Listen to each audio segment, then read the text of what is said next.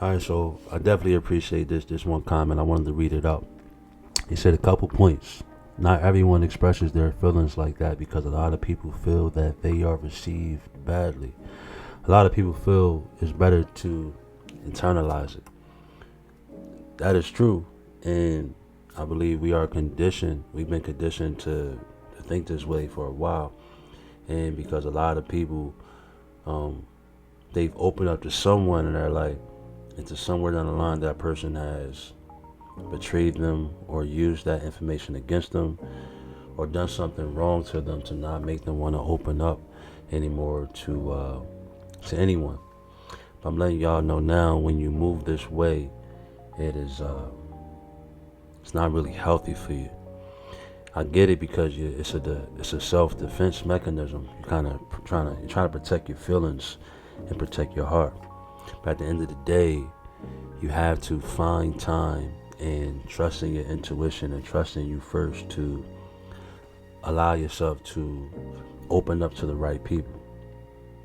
It takes time, it takes awareness, it takes a lot of self love, and it takes you reading the room, kind of staying quiet before you decide to take action on things, before you decide to speak. Try not to move off an impulse. Take your time, analyze, observe without emotion. All right. Next point, he said, getting off social media is wonderful. Yeah, that's a whole different video.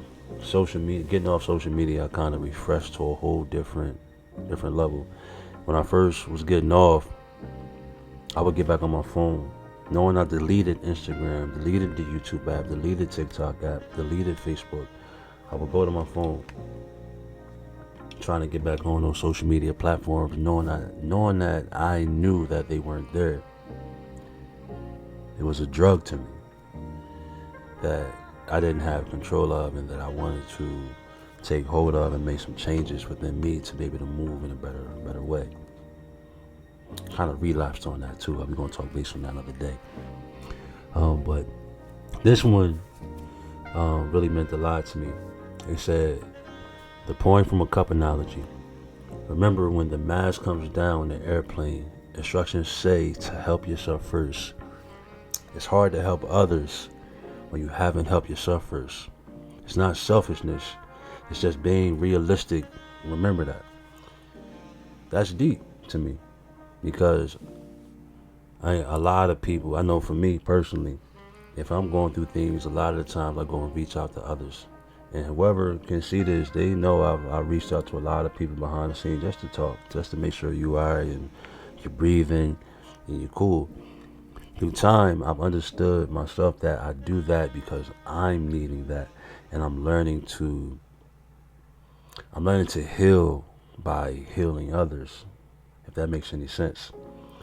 But continuously doing that, it puts a blanket over your own feelings and your own situations, and you kind of like seep through the cracks and you heal slowly. But if you sometimes be selfish for yourself, you're kind of moving to be selfish to be selfless, if that makes any sense.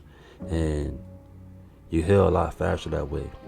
When you tend to yourself, you tend to your own needs, you put yourself first and realize that you're not well. You need to figure out why things are going a certain way or why you feel a certain way. If you can do that, you'll start treating yourself better. You'll feel better. In doing so, you'll naturally gravitate that same energy towards you.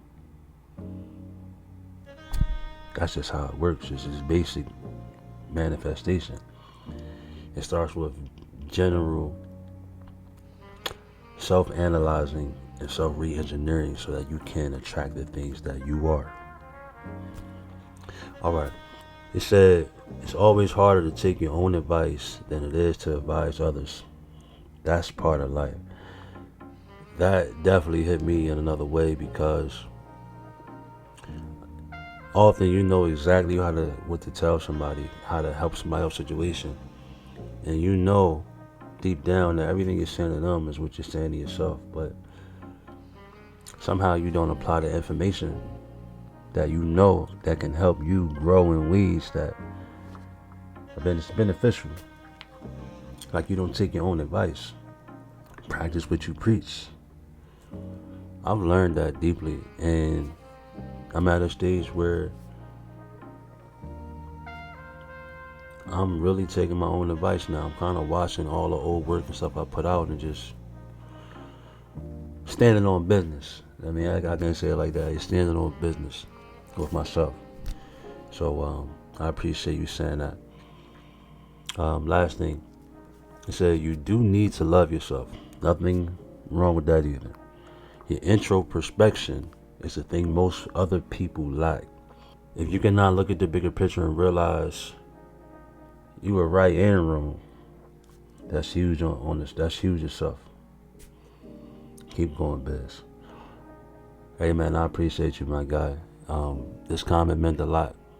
I figured I'd share it because these were tips that can help someone. And everybody's not going to read the comments, but if you do, even if you do comment, everybody try to comment things that's always going to help the next person. Everybody's going through something. Sometimes you have to look at things from perspective versus perception. And if you see things from other people's shoes, your perception will change. You start to move different and start to be more empathetic and understanding. So when you talk, you realize your words are very powerful, and what you say really affects people. They always say that sticks and stones may break my bones, but words may never hurt me. Who lied and said that? I don't believe you.